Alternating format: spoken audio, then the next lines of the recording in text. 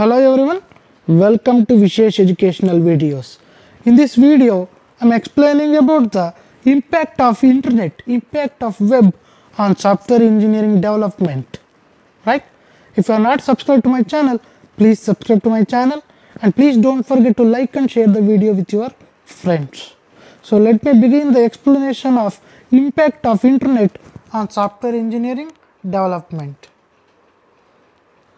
So web services are software components that deliver specific useful functionality and which are accessed over the web.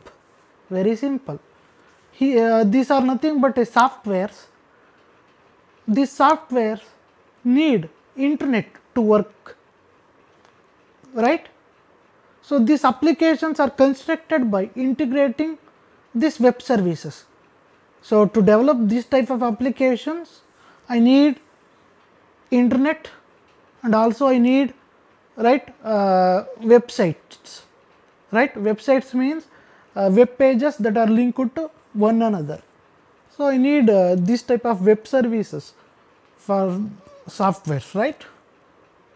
So in principle, this linking can be dynamic, and I told you if I say a website, there the linking of one web page to another page can be dynamic, right? Dynamic.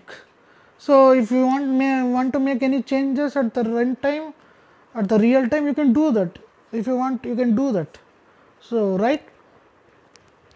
Next, changes in the software organization lead to changes in the way that web-based systems are engineered. Obviously, today 90% of the software is web-based. 90% of the software use internet, right?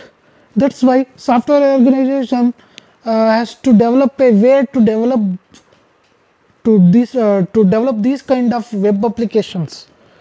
So in earlier days, in early 1970s or in early 1980s, web was not there. So web related softwares were not there, but it's not a case today. Web applications are part of the living, right? So that's why we need to develop some methodologies where in that methodology software reuse has become the dominant approach for constructing web-based system, right? For example, software reuse means, suppose if you developed one website, you can reuse the same components of that old website to develop your new website related software. Getting, guys? So software reuse, you can reuse it. So instead of developing the web related application from the scratch, you can use the old web pages and you can use the same old web pages to develop the new software, new web related software. That is possible, right? And also, along with reusage, it is not generally recognized that it is impractical to specify all the requirements for such system in advance. That means web-based system should be developed and delivered incrementally. Incrementally means here also to develop a web-based application, the requirements may change. Requirements may change according to the time, right? So requirements may evolve with respect to time.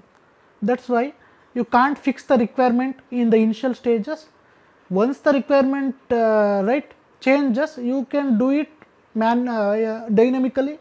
You can go on adding the requirement to that web related software incrementally. Getting, guys? And next thing, user interfaces are constrained by the capabilities of web browsers. Obviously, if I say web based software, we have to use the browsers. Browsers are nothing but Mozilla, Firefox, Google Chrome, like that. So I can access my web related software through web browsers. That's why user interfaces may not be that great, right? So you can use your own interfaces also, graphical user interfaces. That is, you can use icons, text boxes, right? Radio buttons to develop your own interface for the web-based application, right? So or else you can use the web browsers also.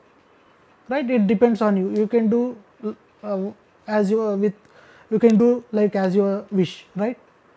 Next, right? So that's it, guys.